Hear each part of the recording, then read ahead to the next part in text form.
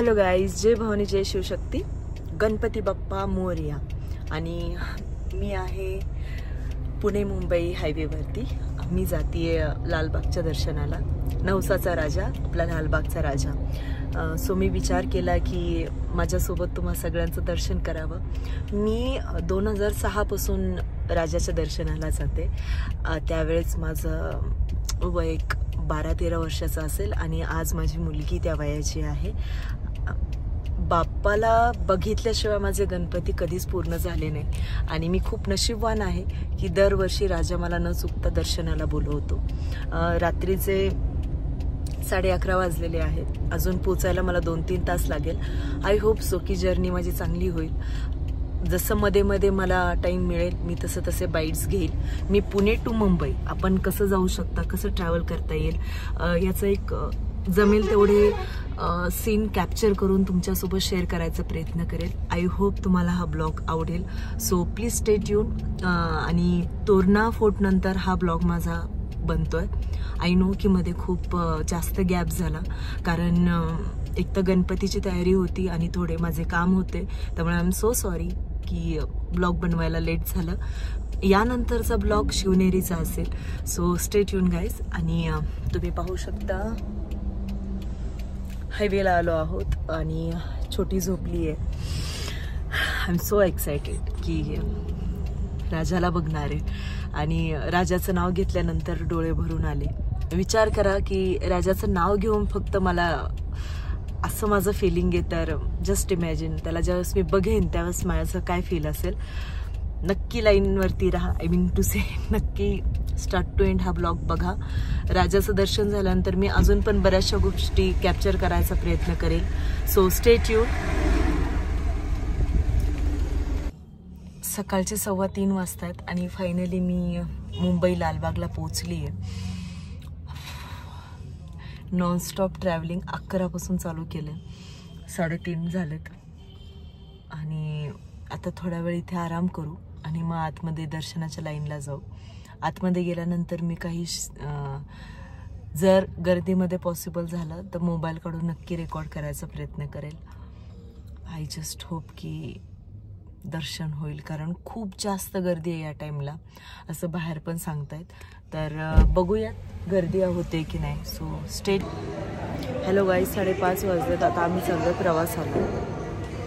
पुढचा प्रवास म्हणजे दर्शनाच्या लाईनला. आय होप सगळं ठीक होईल. हे गाईज 5:30 वाजले. अर्धी झोप पूर्ण करून निघालो. मुंबईला टच झालं.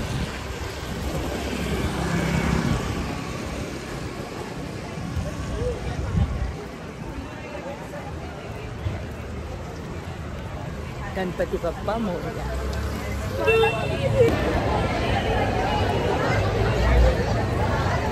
आम्ही VIP लाईनला आता सुरुवात केली. जातो आता लाईनकडे. आणि खूप गर्दी होती पण मॉर्निंगचा टाईम होता आणि थोडंसं ओळखीने आम्हाला थोडंसं बोलतात इझी झालं लाईनसाठी आणि आम्ही फायनली लाईनला लागलो. हे सगळं मुखदर्शनाची लाईन आणि त्याच्याच बाजूला मी उभी होती. या टाईमला खरंच फिलिंग सो ग्रेटफुल की विदिन 15 मिनिट्समध्ये आमचं दर्शन झालं. हे पहा लालबागची शान किती सुंदर डेकोरेशन केलं. भव्य दिव्य देखावा होता आणि लोकांची गर्दी पाहून थोडंसं जेवढं काही आम्ही एवढ्या लांबून ट्रॅव्हल केलं होतं त्याचा स्ट्रेस सगळा गेला. तुम्ही आनंद पाहू शकता. फायनली 1 वर्षानंतर मी राजाला बघणार आहे आज. आणि नेहमीसारखं तीच राजाची शान, राजाचा तोच चेहरा,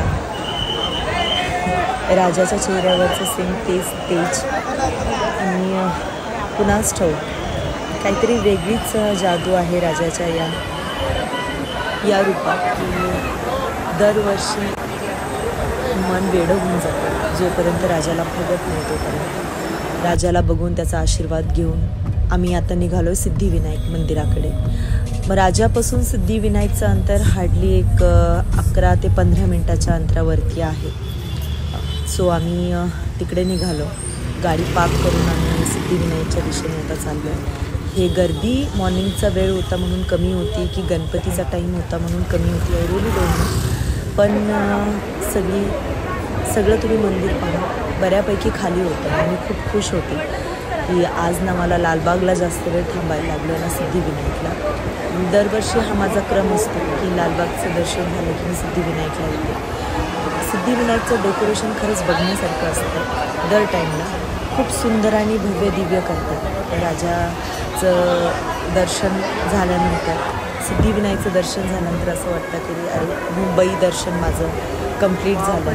तर सिद्धिविनायकला नमस्कार करून त्याचं सगळं काही सीन्स रेकॉर्ड करून आता आम्ही निघतो आणि इथून आता आम्ही जाणार आहे अटल सेतू.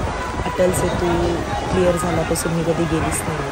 तर दर्शन घेतलं आणि आता निघालो अटल सेतूला. परी आहे सोबत पण खूप थकलीच होती, कॅमेरामध्ये येत नाही आहे. आणि रिफ्रेशमेंट म्हणून मला 2 माऊ मिळाल्या इथे. आणि एवढ्या गर्दीमध्ये एवढ्या लोकांमध्ये हा निवांत बसून होत्या स्टँडवरती चढवली. खूप क्यूट माऊ होती. तर थोडंसं हे पण खूप क्यूट होतं. वाटत होतं एक दोघींना पण घेऊन यावं, पण घरी माझ्या अजून एक माऊ आहे सो नाही आणला. आणि असंच त्यांना बाय करून देवाला बाय करून आता आम्ही निघालो आहे अटल सेतूच्या मार्गाने. आता नेक्स्ट इयरच आय थिंक येणं होईल मुंबईमध्ये. तर मुंबईला आम्ही मॉर्निंग 8-9च्याच दरम्यान गुड बाय बोलून निघालो आहोत आणि फायनली अटल सेतूच्या खाली आलेलो आहोत. आता वरती हे जे काही तुम्हाला दिसतं आहे हे अटल सेतूचंच बांधकाम आहे. हे चालू झाल्यापासून आमचं येणं झालं नाही. माझं इच्छा होतीच की गणपतीला जाईन त्यावेळेस अटल सेतूवरूनच तर मी आता हेही कंप्लीट केलं. फायनली कंप्लीट झालं ती पण गोष्ट मी तुम्हाला दाखवते अटल सेतूचा व्ह्यू. सिरियस खरंच खूप छान वाटलं अटल सेतूवरून घरी जाताना.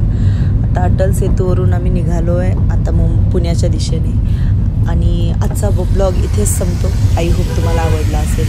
नेक्स्ट ब्लॉग लवकरच मी अपलोड करेन. So stay tune. Good bye. जय शिवराय.